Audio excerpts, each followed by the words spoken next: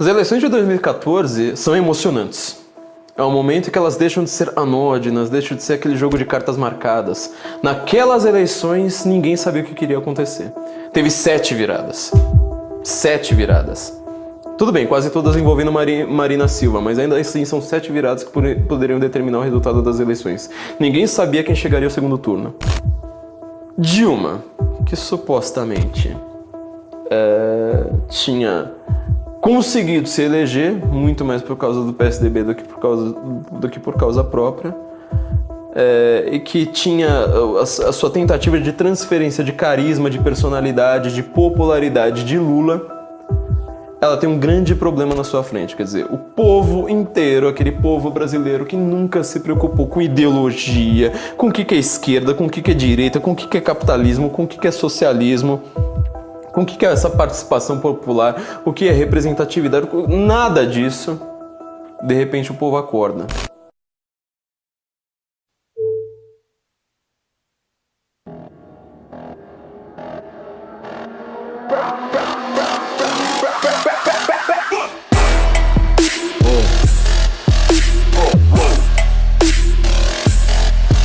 Estamos aumentando o IOF, que hoje é de 0,38%. E o conselho é evitar as manifestações, já que algumas terminaram em violência, e respeitar a orientação das autoridades locais.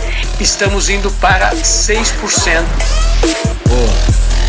Aí nós vamos ter que fazer cortes importantes no PAC. Como presidenta, eu tenho a obrigação tanto de ouvir a voz das ruas, como dialogar com todos os segmentos, mas tudo dentro dos primados da lei e da ordem, indispensáveis para a democracia. 12 anos de PT fizeram mal ao Brasil. As políticas de interferência governamental do governo Dilma minaram a economia. Aumento de gastos, intervenção em preços, rombo nas contas públicas, crédito liberado e escândalos de corrupção. O resultado não poderia ser outro. O Brasil entrou em recessão.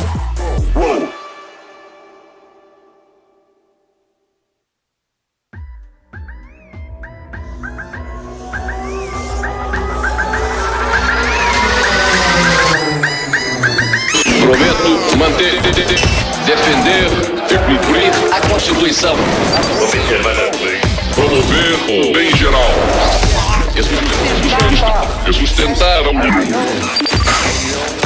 integridade e a independência do Brasil.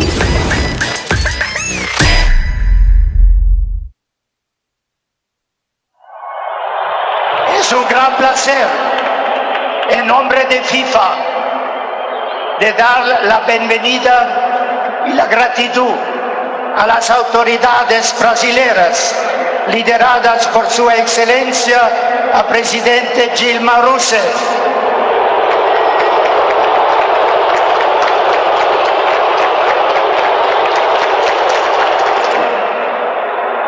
¿A dónde está el respeto y el fair play, por favor?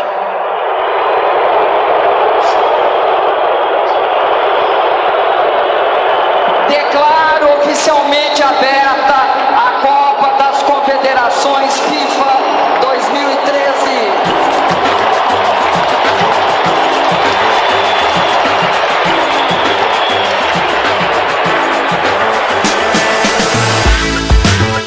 Durante os 4 anos do governo de Dilma, a economia brasileira teve o pior resultado em 5 anos, a maior inflação e o menor crescimento desde então.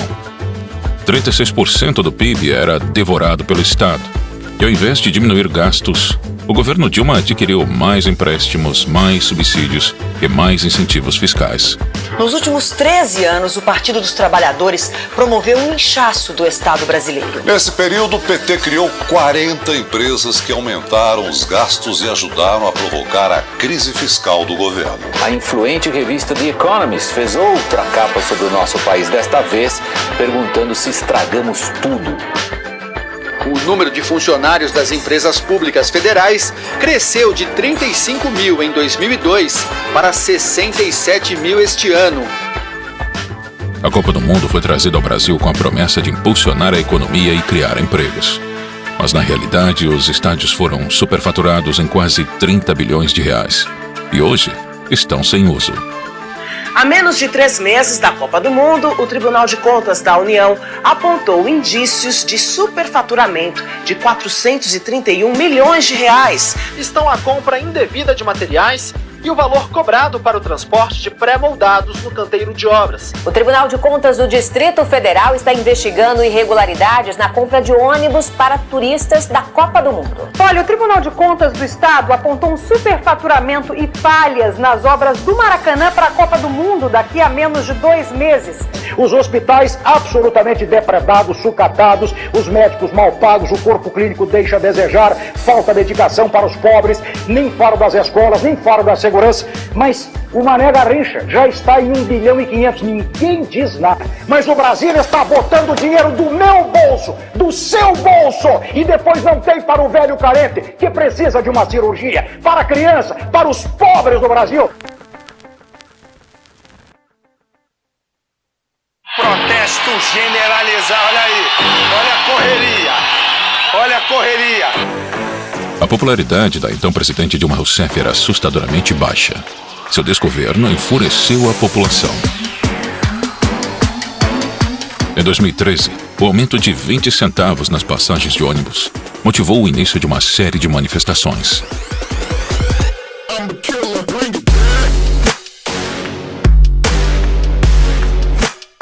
O que começou com a briga pelos 20 centavos se transformou em 1,5 milhão de brasileiros nas ruas. Você vai vendo as esquinas das avenidas Presidente Vargas e Avenida Rio Branco. Está tudo paralisado no centro do Rio de Janeiro. A revolta não tinha um objetivo claro e diversos grupos aproveitaram o momento para legitimar suas ideias. Olha, desde o começo das manifestações, nenhuma das organizações aqui que estavam organizando tirou qualquer deliberação de restrição de partidos políticos, de bandeiras e coisas desse tipo. E o partido tem que mais sair dos gabinetes e ir pra rua, ir pros movimentos. A consequência foi um caos nacional. O governo precisava tomar controle da situação. PSOL, PSTU e sindicatos financiados pelo PT bancaram black blocs para esvaziar os protestos. Os vândalos saqueavam, causavam incêndios e depredavam estabelecimentos. A ajuda financeira dessas organizações sindicais foi relatada por investigados e testemunhas na Operação Firewall, da Delegacia de Repressão aos Crimes de Informática.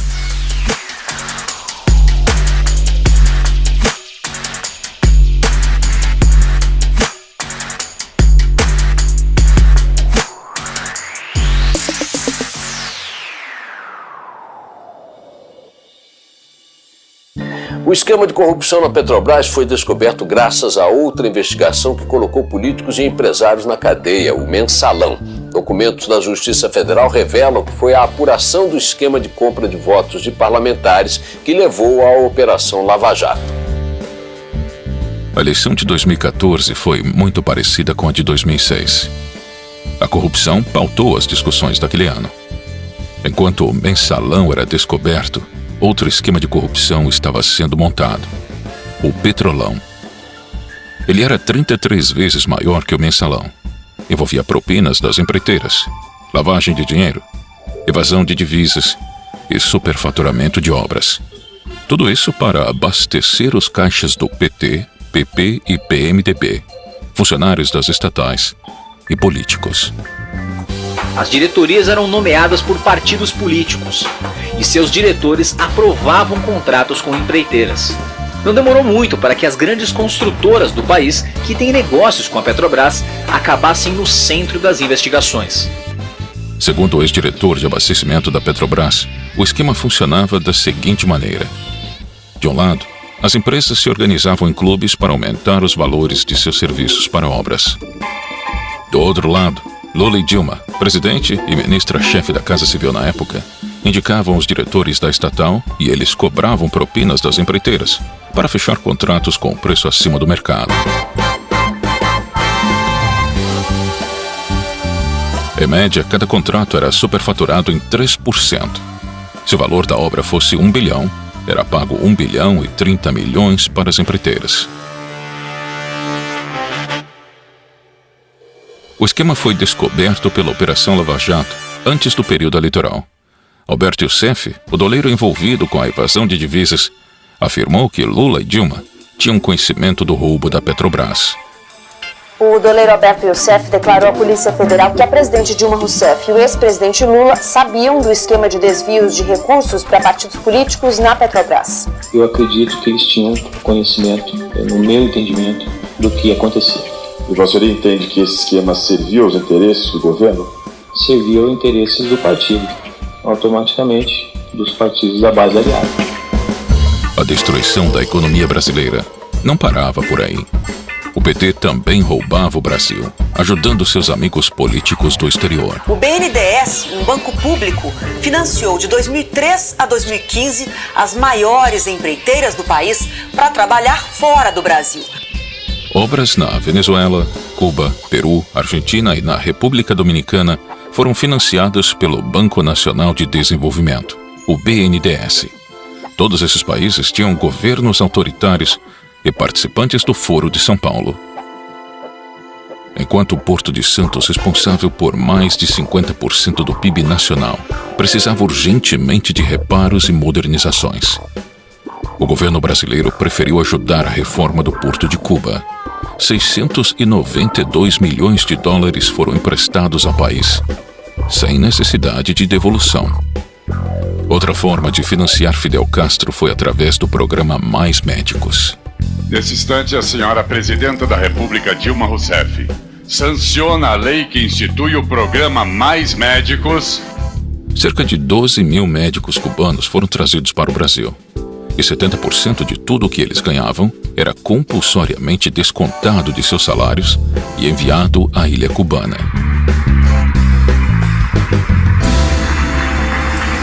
E assim começaria a disputa presidencial de 2014.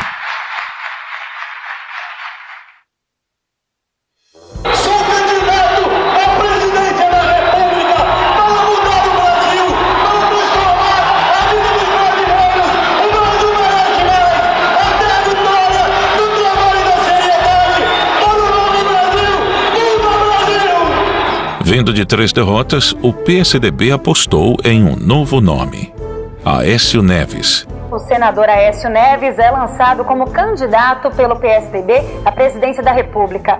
O anúncio foi feito na convenção do partido em São Paulo, que contou com lideranças da legenda. Ele havia sido governador de Minas Gerais em 2002 e reeleito em 2006 com a maior votação já registrada no estado. Em 2010, se candidatou ao Senado e foi o terceiro mais votado do país. Na verdade, Patrícia, eu quero governar o Brasil para iniciar um novo ciclo de desenvolvimento no país. Um ciclo que concilie ética com eficiência. Sem dúvida alguma, os quadros que nós temos à nossa disposição e a coragem que teremos para fazer o que precisa ser feito é que permitirá que no nosso governo o Brasil volte a crescer. Aécio era o nome forte do partido, diferente dos últimos 2 candidatos, José Serra e Geraldo Alckmin. Aécio é o homem do trabalho.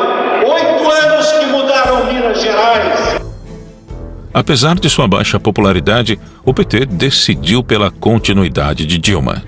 A Convenção Nacional do PT confirmou hoje a candidatura à reeleição da presidenta Dilma Rousseff e do vice Michel Temer.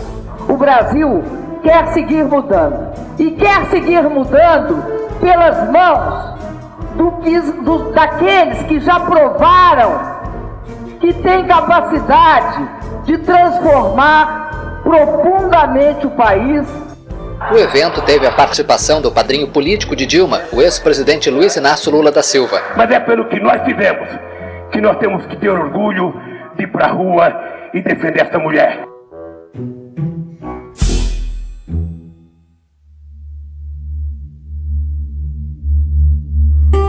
O terceiro nome daquela eleição era Eduardo Campos, do Partido Socialista Brasileiro. Neste fim de semana, o PSB oficializou a candidatura do ex-governador de Pernambuco, Eduardo Campos, com a ex-senadora Marina Silva como vice na chapa. Nós estamos prontos para ir à luta, para construir a vitória que o Brasil deseja que possamos construir. Que Deus nos ajude nessa caminhada.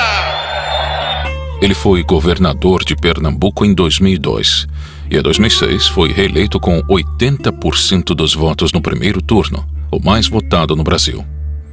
Governei com pouco, porque governei um estado do Nordeste brasileiro com muita pobreza e botei o foco naqueles que mais precisam. Então aprendi a fazer mais com menos. Eduardo Campos era uma terceira via com chances reais.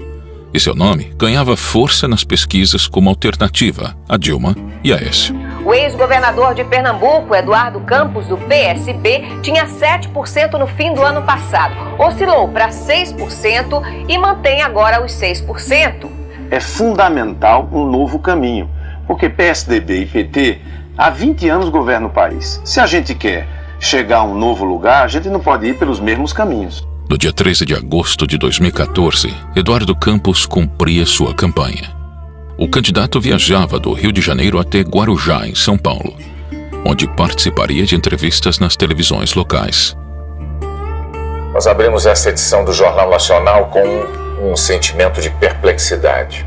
Menos de 24 horas depois da entrevista que nós fizemos com o candidato do PSB à presidência, Eduardo Campos, nós nos vemos na situação de termos que iniciar o noticiário com o anúncio da sua morte trágica e precoce. Queda de uma aeronave no litoral de São Paulo, em Santos, e nessa aeronave estava o candidato à presidência da República, Eduardo Campos, do PSB. Eduardo Campos saiu do Rio de Janeiro no jato Cessna 560XL, prefixo PRAF, com a mulher e o filho, segundo a assessoria do candidato. De acordo com a aeronáutica, por causa do mau tempo, chovia e ventava, o piloto não conseguiu enxergar a pista e arremeteu.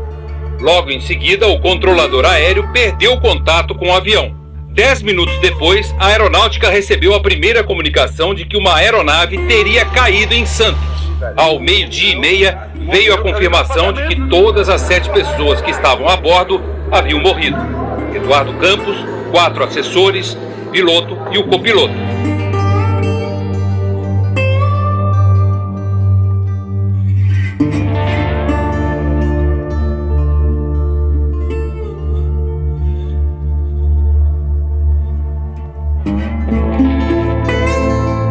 Essa é, sem sombra de dúvida, uma tragédia que nos impõe luto e profunda tristeza. 5 dias depois, o PSB anunciou que Marina Silva substituiria Campos na disputa pela presidência. O PSB oficializou Marina Silva como candidata à presidência e Beto Albuquerque como vice. É que a gente possa renovar a política, de que a gente não desista de ter na política aquilo que os brasileiros tanto querem, que é vê-la a serviço de resolver os principais problemas do cidadão. Faltando 2 dias para a votação, Marina Silva e Aécio Neves disputavam a vaga para enfrentar Dilma Rousseff no segundo turno. De acordo com a última pesquisa, Marina tem agora 24% das intenções de voto. Já o candidato Aécio Neves, do PSDB, que tinha 18% das intenções de voto, passou a ter 20%, de acordo com a pesquisa divulgada no dia 30 de setembro. Agora, Aécio Neves aparece com 21% das intenções de voto.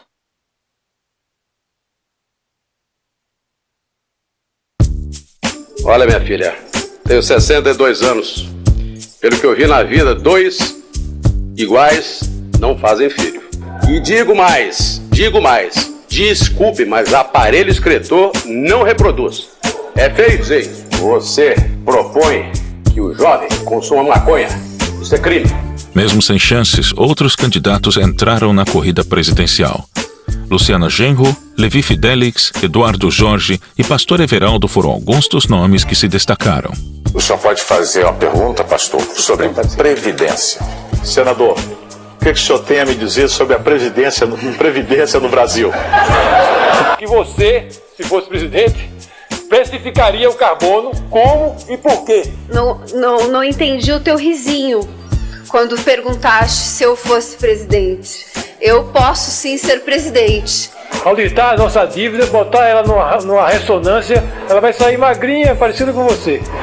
Segundo, porque o senhor é de um partido que tem promovido a corrupção, que tem, inclusive, se beneficiado dos financiamentos de campanha da mesma forma como o PT da candidata Dilma e o PSB da candidata Marina. Em primeiro lugar, que saudar o retorno da candidata Luciana Genro às suas origens, atuando aqui como linha auxiliar do PT. Com todo respeito, linha auxiliar do PT, uma ova, candidato Aécio. Você está aqui como candidata à presidência da República. Você não deve ofender os outros sem conhecer do que está falando. Acusações levianas em véspera de eleição não servem a um debate desse nível. Lamentavelmente, você não está preparada para disputar a presidência da República. Mas naquele ano foi Levi Fidelix que roubou a cena. Prefiro não ter esses votos, mas ser um pai, um avô que tem vergonha na cara, que instrua seu filho, que instrua seu neto. Envergonha você, cara. Você, porque você está praticando apologia a crimes, a jovens que estão indo para clínicas de aborto se matarem. Isso é uma vergonha para um candidato a presidente da República. Mas eu, presidente da República, não vou estimular. Se está na lei, que fique como está, mas estimular jamais a união homoafetiva. Você já imaginou, o Brasil tem 200 milhões de habitantes. Se começarmos a estimular isso aí, daqui a pouquinho vai reduzir para 100. Vai para Paulista e anda lá e vê. É feio o negócio, né? Porque nós temos que ter famílias tradicionais, que também a Constituição Federal, no artigo 226, prevê o homem, a mulher, filhos. O Brasil está pagando mais de R$1 bilhão a Cuba para trazer 13 mil cubanos. Se pudéssemos, com esse mesmo dinheiro, pagarmos R$10.700, que é exatamente o que a Associação Médica Brasileira pretende para que os médicos possam trabalhar na periferia e no interior, seria realmente o ideal. O Evo Morales vai mandar mais cocaína para cá com essa grana. Cuba vai fazer mais porte Mariel para contrabando. E ela louca da Cristina Kirchner, lá da Argentina, vai importar mais carros da China e menos do Brasil, gerando então problemas para a nossa nação.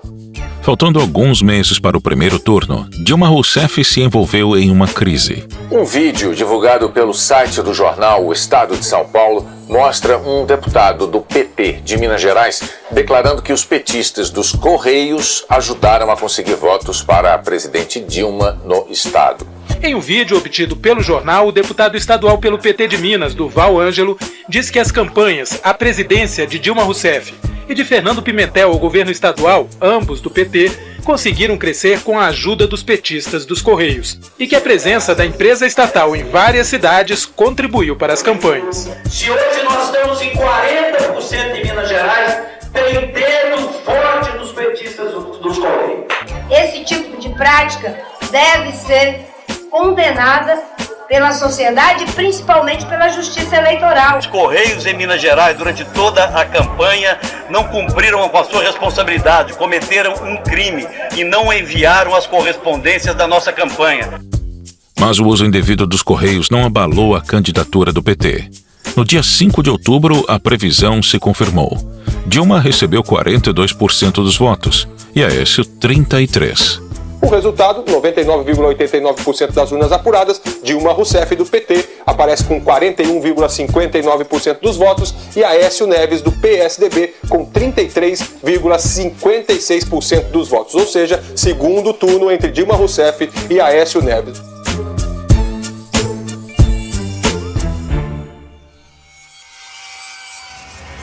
Eu não vejo em momento algum a senhora dizendo não é possível que fizeram isso nas minhas barbas, sem eu saber o que estava acontecendo.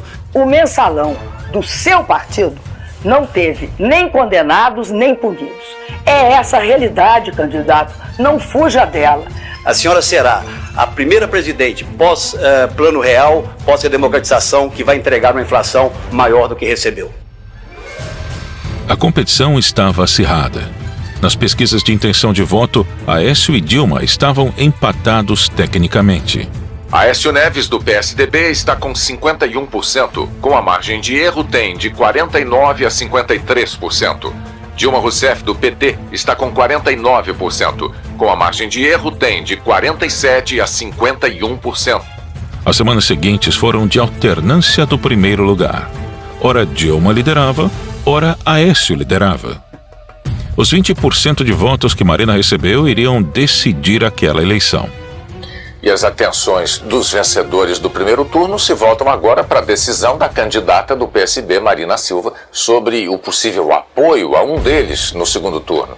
Nesse momento eu reitero, e se Deus quiser e o povo brasileiro, você haverá de ganhar ganhando. Eu agradeço em meu nome esse seu gesto de brasilidade e patriotismo ao me ajudar, não apenas a vencer as eleições, mas a construir um projeto que faça valer a pena vencer as eleições. Muito obrigado. Aécio defendia a reforma tributária e a diminuição de ministérios. Acho que em alguns momentos você tirar a estrutura ministerial, estabelecer metas para cada uma das áreas do governo, você vai ter muito mais efetividade nos resultados. Prometeu também a não repassagem de salário dos médicos cubanos ao governo de Cuba. E apesar de parecer defender um Estado menor, afirmou que ampliaria o Minha Casa Minha Vida e que transformaria o Bolsa Família em política de Estado. Eu quero tranquilizar a todas as brasileiras e a todos os brasileiros, porque nós não vamos apenas manter o Minha Casa Minha Vida, nós vamos aprimorá-lo, focando especialmente as populações de mais baixa renda. Eu vim aqui hoje dizer que no nosso governo o Bolsa Família vai continuar, em determinados casos vai ser ampliado. Dilma confirmou que continuaria as políticas de consumo e aumento de programas sociais. E prometeu não aumentar a luz, nem os juros, combustíveis, impostos e transporte público. Também garantiu que não cortaria as verbas da educação e nem da saúde. Temos baixado juros, reduzido impostos, facilitado o crédito e aberto, como nunca, as portas da casa própria para os pobres e para a classe média. A disputa de 2014 era entre a esquerda e a centro-esquerda. Eu disse na campanha eleitoral, e repito para você aqui, Thales, para a direita não adianta empurrar que eu não vou. Os debates do segundo turno ficaram marcados pela confusão mental e despreparo de Dilma Rousseff. E acredito que, a partir de segunda-feira, vai desaparecer essa acusação. Agora, eu não vou deixar que ela desapareça. Dos 180 bilhões, outra constatação é que nos 10 anos do governo do senhor e do próximo governador, e é todo o pessoal que deve ter acompanhado esse debate, porque eu tenho certeza que ele foi muito, mas muito olhado, muito assistido. Aécio explorava o escândalo do Petrolão e Dilma o atacava com os desvios de verba da saúde de Minas e a construção dos aeroportos no governo do Tucano. E a senhora e o ex-presidente Lula tinham conhecimento da corrupção na Petrobras. Dou oportunidade à senhora responder aos brasileiros. A senhora sabia, candidata, da corrupção na Petrobras? Seria importante também que o senhor relatasse para o telespectador o que ocorreu em Cláudio, quando o senhor construiu um aeroporto na fazenda de um familiar e entregou a chave para ele. A nossa principal empresa pública hoje tem o seu principal diretor preso e o governo da candidata Dilma Rousseff, ao invés de permitir que a CPI e as investigações ocorressem de forma adequada, tenta manipular as informações. Quando o governo de Minas foi dirigido pelo senhor, vocês não cumpriram o que manda a Constituição, que é destinar um mínimo para a saúde. Desviaram em torno de 7,6 bilhões de reais, é o que diz o Tribunal de Contas do Estado. No dia da eleição, o clima do Brasil era de indecisão. As pesquisas não mostravam nenhum candidato com vantagem. A vitória foi disputada voto a voto. Segundo o Datafolha, os dois candidatos estão tecnicamente empatados, no limite da margem de erro. E o resultado indica a diminuição da vantagem de Dilma sobre Aécio em comparação com a pesquisa realizada no meio da semana.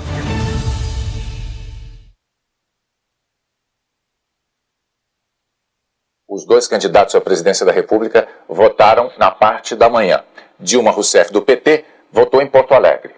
É nesse exercício do voto que as pessoas podem externar suas opiniões, ter uma clara opção em relação qual é o caminho que querem que o Brasil siga no futuro. Muita confiança, uma confiança serena, né, de quem fez o bom combate. Nesse instante, a minha palavra é essa, é de agradecimento, é de confiança mas, sobretudo, de respeito à vontade dos brasileiros, qualquer que seja ela.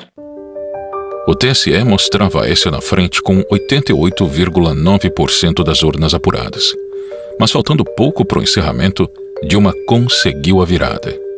Às 7h32, só o restrito grupo testemunhou o momento decisivo da eleição. A candidata do PT ultrapassou o candidato do PSDB e assumiu a liderança. Quando finalmente, às 8h02 da noite, o país tomou conhecimento do segredo das urnas, Dilma já liderava por mais de 2 milhões de votos. Continuou na frente e, a partir daí, o Brasil apenas viu a presidente manter a liderança e, às 8h27, ser oficialmente declarada reeleita. Apesar da virada, a reeleição de Dilma teve sua legitimidade questionada.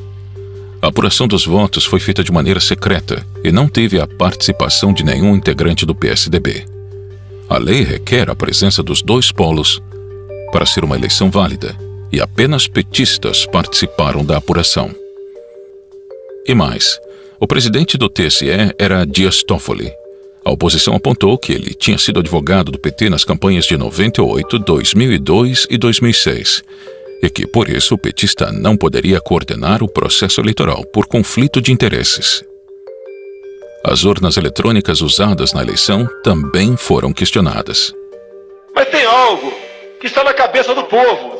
Eles não acreditam nas nossas urnas eletrônicas. Assim sendo, eu tenho já apoio de alguns líderes. A emenda número 10 permite o voto impresso ao lado da urna eletrônica.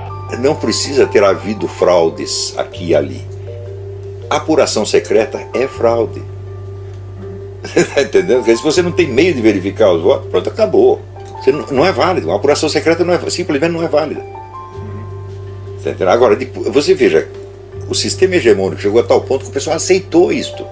Então entra naquele negócio do Stalin, falando, não interessa quem vota, interessa quem conta os votos. E ele mesmo controla, são, parece que 23 pessoas apenas. Não é isso? Então, o sistema é fraudulento em si. Não precisa ter havido fraudes pontuais para piorar o negócio.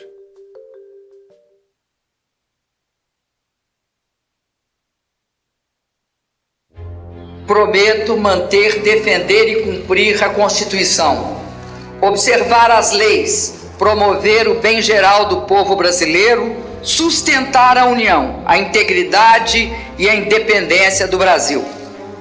Assim prometo.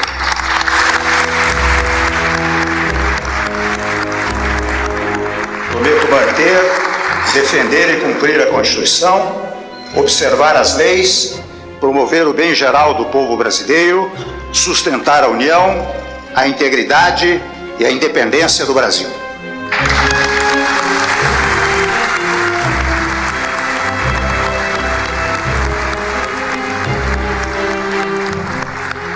Declaro empossados nos cargos de presidenta e vice-presidente da República a excelentíssima senhora Dilma Rousseff e o excelentíssimo senhor Michel Temer, respectivamente, para o período de 1º de janeiro de 2015 a 31 de dezembro de 2018.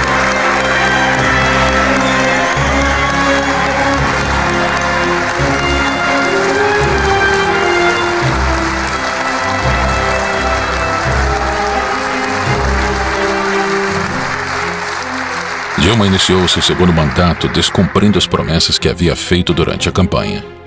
Aumentou a conta de luz, os juros da casa própria, o preço dos combustíveis, a passagem do transporte público, os impostos e cortou verbas da educação e da saúde. A sequência de altas foi interrompida em abril do ano passado e retomada após as eleições.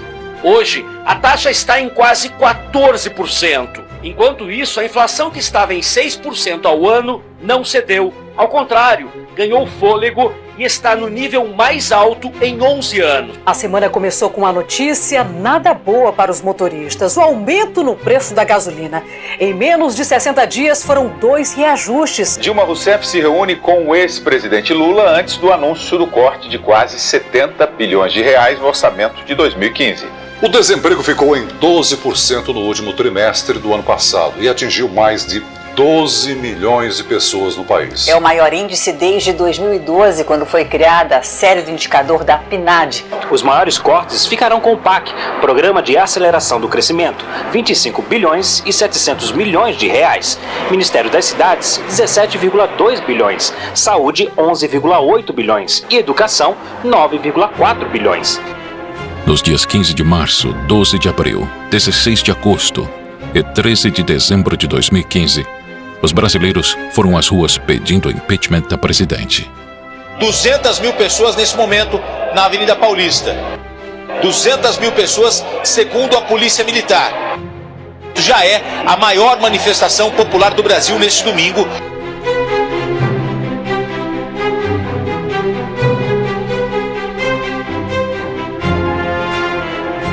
No mesmo ano, o TCU deu prazo para a presidente explicar uma série de irregularidades nas contas públicas de 2014, as chamadas pedaladas fiscais. O Tribunal de Contas da União rejeitou as contas do ano passado do governo da presidente Dilma Rousseff. A prática obrigou instituições financeiras como a Caixa Econômica Federal e o Banco do Brasil a usarem recursos próprios para honrar os compromissos, o que caracterizou uma espécie de empréstimo ao governo. Recomendamos a sua rejeição pelo Congresso Nacional. Ficou comprovado que o governo Dilma realizou manobras contábeis fraudadas para maquiar o orçamento federal. No dia 31 de agosto de 2016, o processo de impeachment se encerrou com o afastamento de Dilma do cargo. Falta, portanto, um voto apenas para que o processo de impeachment prossiga para o Senado. Por isso eu digo ao Brasil, sim para o futuro! Já está. Neste momento, às 11 horas e 7 minutos em Brasília, nesta noite de domingo, 17 de abril de 2016, a Câmara dos Deputados acaba de autorizar o prosseguimento do processo de impeachment da presidente Dilma Rousseff. E nesta quinta-feira, 12 de maio, às 6 horas e 33 minutos, o Senado aprovou, por 55 votos a favor e 22 contra, o afastamento da presidente Dilma Rousseff. Senado caça o mandato de Dilma Rousseff, mas preserva direitos políticos. 2 anos depois, Aécio Neves também virou réu na Operação Lava Jato.